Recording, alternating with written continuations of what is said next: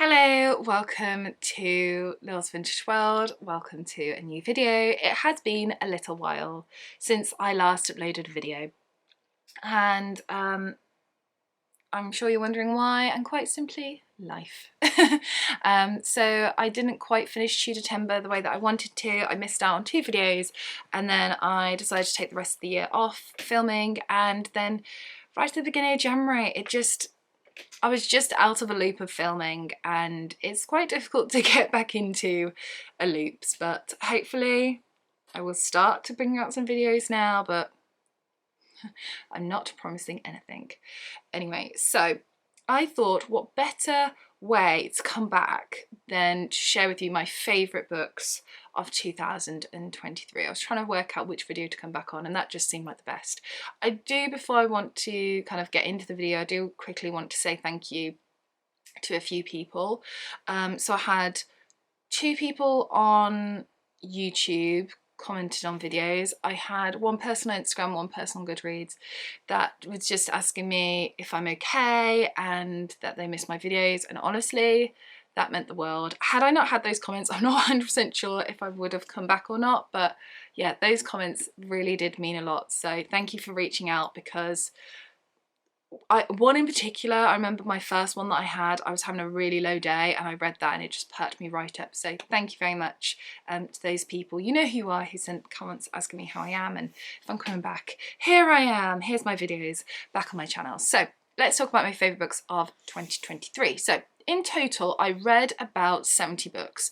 I read 50 new to me books, and then I read about 20 rereads, which I think is pretty good for a year in which I handed in my dissertation, I graduated from my master's degree in history, I planned a wedding, we got married. Oh, not we, obviously. Me and my husband got married. It was a busy year. And then, to top it off, right at the end of the year, I went in a massive, massive reading slump. So, you know, difficulties. But yeah, still really pleased with the amount of books that I read. I am going to share with you, I've got 5 slots of my favourite books of the year. Let's do it. In at number 5, because I have managed to rank them, is a book that hasn't got 5 stars. Now, all the rest of the books that I'm sharing with you were 5-star reads. This one wasn't. But it's a book that has been lingering in my mind and just won't go away. And that is 1 Year's Time by Angela Milne.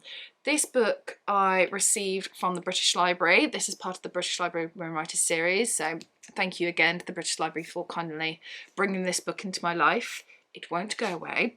This book was originally published in 1942, I believe, but it is set slightly earlier and it's set over the course of a year, and we have this woman called Liza who, when we first meet her, she starts this relationship with this man that is a sexual relationship and a relationship just in general that you would expect of a married couple. So Liza is doing cooking, cleaning, she's ironing his shirts and sewing buttons on and all that type of thing that you would probably expect of a wife of the period, but they are not married. They are having a relationship outside of wedlock, which is outside of the social norms of Great Britain at the time. And this book is about their relationship that happens over the course of a year, hence 1 Year's Time. So it's probably set like 1937, 38, something like that. And what I think has appealed to me about this book, where it's kind of held on to me, is because I've resonated so much with Liza. So Liza, during the period of the book, she is watching what she's saying, she's watching what she's doing in order to appeal more to her man, and it's just like, oh no. But I have been guilty of that. I've done that in the past. I mean, now I'm in a relationship where my true, like, vintage history geek flag is really flying. I mean, I have dolls. I have Tudor dolls that I think are just the prettiest thing in the world. And I like to dress up as a 1950s housewife. What of it? My true geek flag is flying. But for a long time, I suppressed that because that's a bit niche and I thought it'd be better to kind of hide that part of myself. And that's what Liza does. Liza hides her true feelings, and she's watching what she's saying, and she's not being her true self, because she's hoping that if she is the type of woman that's appealing to her man, he will then propose to her. And I think that's why these books hit me, because it's touched me in a different way. I really, really enjoyed this. This book is one of these nothing books in which, you know, the plot that I've given you is literally what happens in the book, and that's it, apart from the ending, which I'm obviously not going to tell you. But you know, it's a book where it's all about the mundane, and it's about emotions. And funny enough, it kind of reminded me of, bear with me. Oh, funny enough, this one, which has been another favourite in the past, this is Mama by Diana Tutta, and this book is from the 50s, I believe. And I love this one so much. And again, it's similar to this book. Like, if I was to give you the premise of this one, which I've done a full length review of, you should go and watch it.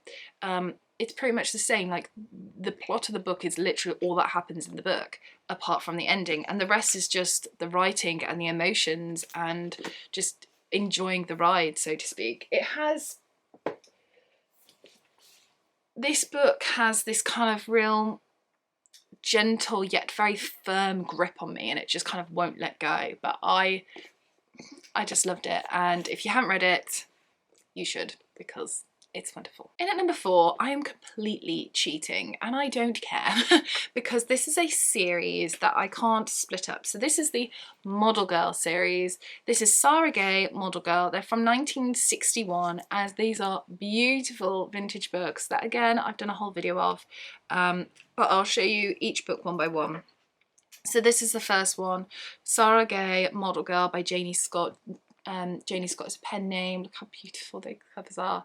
So this is about a young woman called Sara Gay, whose parents spent money on her training to be a secretary and go to college and all this and blah blah blah, but she decides she doesn't want to do that. In fact, she wants to go and train to be a model, and so that is what she does. She ends up getting a scholarship, and off she goes. I actually have a dress very similar to this one, but it's not, the roses aren't orange. My roses are like this pinky reddy colour. But anyway, I've just shown you them in the completely wrong order, by the way. I should put them in correct order, shouldn't I? Model Girl and Mayfair goes last, I believe.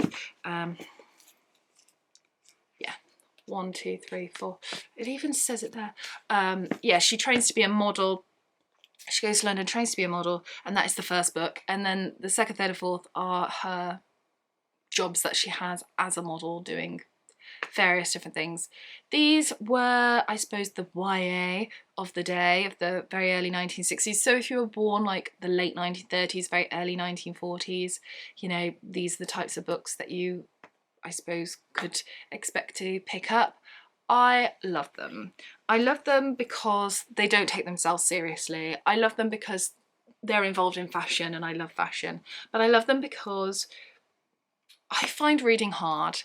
And in a year in which I handed in my dissertation and I felt so doubtful about my own abilities, picking up books like this just made me feel so much better about myself, because if I really wanted to, I could finish one of these in a day. They're so easy to read, and you just whiz through them. And as I said, they don't take themselves seriously at all. They are slightly problematic in the sense of they are from 1961, where a model would have to have certain measurements for the period, which may be seen as problematic today. But they're from 1961, they're over 60 years old, so different times. I just loved feeling like I could read an easy book, and sometimes it's just nice to have a book just flow. I don't get that often, so that's why they're my number 4. In at number 3, I have The Tall Stranger by D.E. Stevenson. I love D. Stevenson. D. Stevenson has been on my favourite books of the year for a couple of years now. This book was originally from 1957 and has been republished by Dean Street Press as part of their Furrowed Middlebrow imprint. This book is about a woman called Barbie who, when we first meet her, she is in the hospital and she is told by doctors, you know, go for some R&R. So she's like, right, okay, I'm gonna go to the Cotswolds. And off she goes to the Cotswolds to go and stay with her aunt. Now her aunt kind of raised her, so she doesn't have her parents anymore. And she grew up with her aunt and uncle and her aunt's stepson, sort of thing. So then they're not related by blood. She's only related to her aunt by blood. It gets a bit confusing. But her and Edward have kind of grown up as like brother and sister, I guess. And it's the aunt's wish that one day they will grow up and get married and live happily ever after. Although I think that's a bit weird.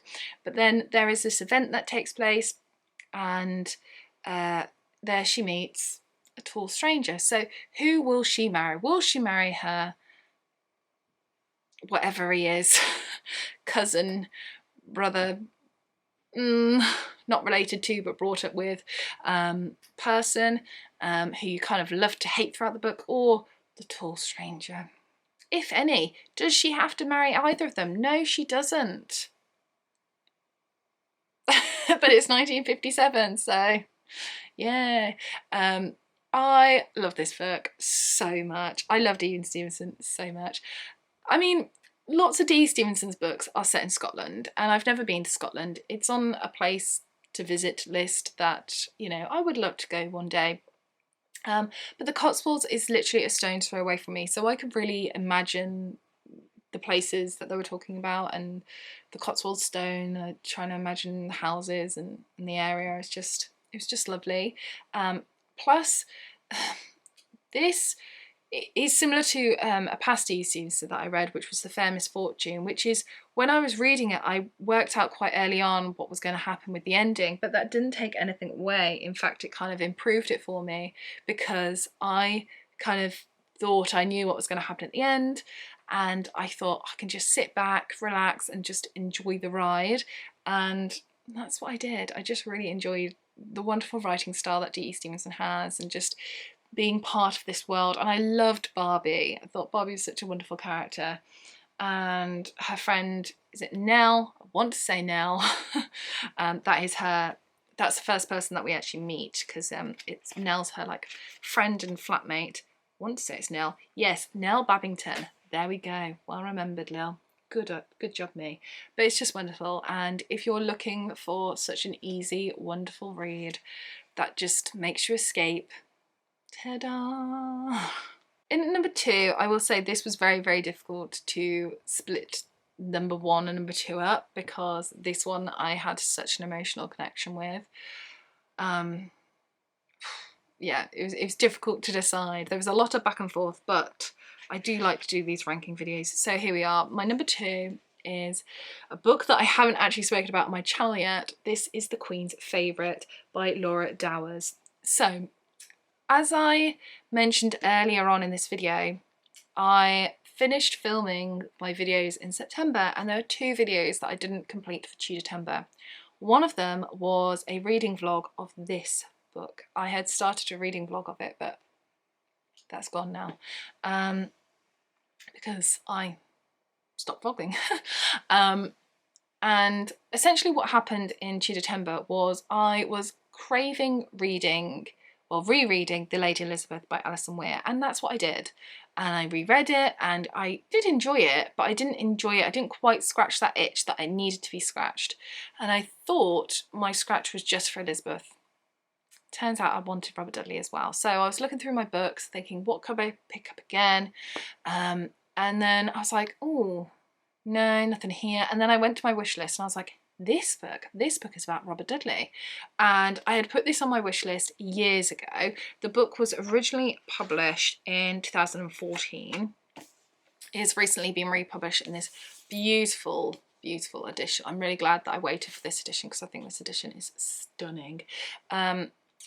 and I've had it on my wish list for a few years, but ever since I put it on my wish list, I haven't actually gone and bought it. It's just been sat there. I haven't bought it, I haven't read about it. You know, I read about it the first time, put it on my wish list, and that was it. So I went ahead and bought this, not really knowing much about it other than it's on Robert Dudley. So I decided before going into it that I had two hopes for it.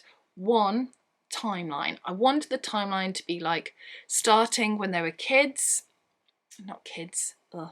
My nanny always used to say kids, they're not baby goats, starting when they're children, and then ending either with the death of Robert Dudley or the death of Elizabeth and she's looking back type thing, because obviously he died before she did and we've got like this 15-year gap. So yeah, that was the first thing that I wanted. The second thing that I wanted was Robert Dudley to be written the way that I see him and not like a turd on a stick. So I feel like Robert Dudley is often hard done by in historical fiction. I feel like he is written as two-faced, conniving, scheming, and that he essentially was a fake friend for decades. And I just don't think that you can fake friendship for such a long period of time. I don't think he was. And so I was really hoping that please don't be written like a turd on the stick.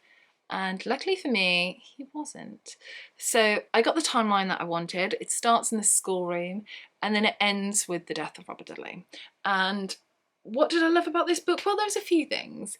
One, I loved the timeline, loved how it was written, but I loved the involvement of his family. I loved the presence and the importance that his family was placed on by the author.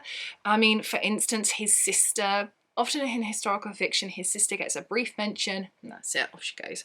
But his sister was really important to him, also really important to Elizabeth. His sister was Mary Dudley, then becomes Mary Sidney, after she marries Henry Sidney. They have a child, Philip Sidney, that becomes Robert Dudley's nephew, and he's important in Robert's life. And Mary was also friends with Elizabeth. And she is actually one of the ladies looking after Elizabeth when Elizabeth contracts smallpox. And then Mary ends up contracting smallpox, and Mary comes out of the very cruel illness that cost a lot of people their lives, and although she survives it, she comes off very badly scarred. And I love that she was in the book and she kept on being present in the book because she's an important part of his life. His brothers were present in the book. I felt quite emotional reading about his dad and I was like, what is going on? I never have sympathy for his dad. Like, I'm like, what is going on here? I started to get a bit emotional. The tower scenes, I knew I was going to feel a bit emotional about anyway, like, but his dad, really? Really? But that's what I love about historical fiction, because you can put the emotional into, like, you can look, you know, as a history lover, someone that now has a master's degree in history, I can look at primary source evidence all I want, but that doesn't necessarily always have the emotional impact that historical fiction does and can bring to the table. And yeah, it makes you think in different ways, and I love that. The thing that I kept kind of coming back to, is this my number one, is this my number two, is the fact that this book at the end made me cry. Really big ugly tears. So it ends, as I said, with the death. You can probably work that out, I mean, come on. And I was crying, like absolute sobbing, and my husband was turned to me and was like, are you okay? And I was just like, he dies. And my husband went, but you know he dies. And I was like, I know.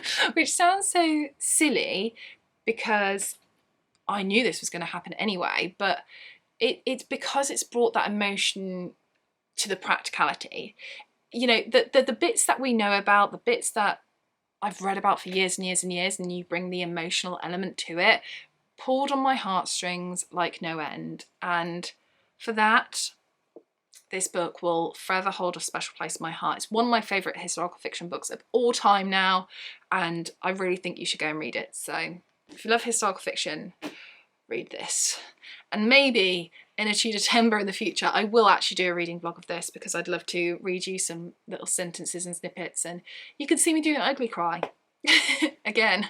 And then finally, my number one book, which just today and most days pips it, is a book that very much surprised me actually, and it is this. This is Under the Stars of Paris by Mary Burchell. This is a 1976 edition of the original 1954 book. So I'm not sure if I like this edition or not, but it was my first edition that I had, and this is the edition that I read the book from. So yes, the book is from 1954 and is about a young woman called Anthea who leaves the UK to go to Paris after she has quite a bad breakup, and she escapes. She's like, right, need to get out of the country, off I go to Paris, but she runs out of money, and she's like, right, I'm gonna have to like do something, I'm probably gonna have to go home and all this, although I'm not ready. And so she's like, right, I'm gonna make myself feel better, and she decides to go and get her hair done. Lots of us, when we feel down, go for a pamper, let's be honest, and that's what she does. And while she's having her hair done, she gets spotted or scouted, I don't know what the right word is, to become a model in Paris. And not just a model, but Paris haute couture, like what? And enter the world of 1950s fashion house. And this book was everything I wanted it to be, as well as a drop of a romance in there, which wasn't too obvious either, and I loved it. So why is this book my favourite book of 2023? Well, it surprised me, firstly and foremost, and it's very me in the second run. So let me talk about surprises first of all. So this book, you might be able to read, is a Harlequin romance novel. Harlequin romance novels and Mills and Boon are, you know, they come under the same umbrella, and they are something that I have not before kind of touched with a stick, because I thought they're just not for me. I'm not that type of romance books. I like my women's fiction, I like my, you know, I like my Sophie Kinsellas, I like my Lindsay Kelks, my Jane Costellos, but I'm not a Mills and Boon Harlequin romance type of person. Because the thing is, right, when I grew up, on a Sunday we'd have our roast dinner, and on the TV while we were having our roast dinner, we would put Keeping On Appearances, and that happened for years as I was a child and a teenager, and that was just the done thing. And Keeping On Appearances, if you've never watched it, it's a TV sitcom from the 1990s, I think it was 1990 to 1995, about this woman called Hyacinth Bouquet. Her name's Hyacinth Bucket, she pronounces Bouquet. She wants to be all airs and graces, and she has a sister called Daisy. Daisy is married to this man called Onslow, who's an absolute slob. Neither of them work, neither of them want to work. He sits all day and watches television, and although they're content in their marriage, they are certainly lacking in intimacy. And Daisy makes up for the lack of intimacy by reading the Harlequin romance novel books. Every time you see her sat up in bed or sat on the sofa, she is reading a Mills and Boon. And I think that's why I had in my head that these books aren't for me, because they're for people that are, you know, lacking intimacy and trying to achieve it from elsewhere. So I was just like, oh, they're not for me. How wrong I was. The other reason why I really enjoyed this book is because it's such a me book. This, if I was to tell you like my favourite book, you know, to describe a favourite book, 30s or 50s, this is 50s. Fashion as like the lead, yes please, I love vintage fashion, as you know, but then with a romance running through it. Easy to read, not too cliche, just a bit of humour. That's what I want, and that's what Mary Burchell does. Mary Burchell is a really interesting person in her own right. Her and her sister did some amazing work during the Second World War, but she can write. She can really, really write, and this book has opened my eyes up to so many other books. I've started to read more kind of vintage contemporary books from the 30s, 40s, 50s and 60s of these Harlequin romances, and it's opened up a whole new genre for me. I love this book so much that I have spoilt myself and bought this beautiful original 1954 copy of Another Stars of Paris, and I want her dress. I wouldn't want it in green though. Green's not my colour. I think maybe like a maroon would suit me quite well, or really like light pink, like a dusty pink. I think that would also be really nice, but I absolutely love this copy. It's so, so beautiful. It's very delicate though, but it's just such a wonderful book, and it's so me. And I never think that you should have to like explain who you are, and I never think like, I don't get me wrong, I know these aren't highbrow literature, but I had the most wonderful reading experience reading these, and I think that's the most important part of reading for me, is to just enjoy it. You know, I went through years of schooling being told I don't read enough because my spelling and grammar is atrocious. I know. And all I did was read.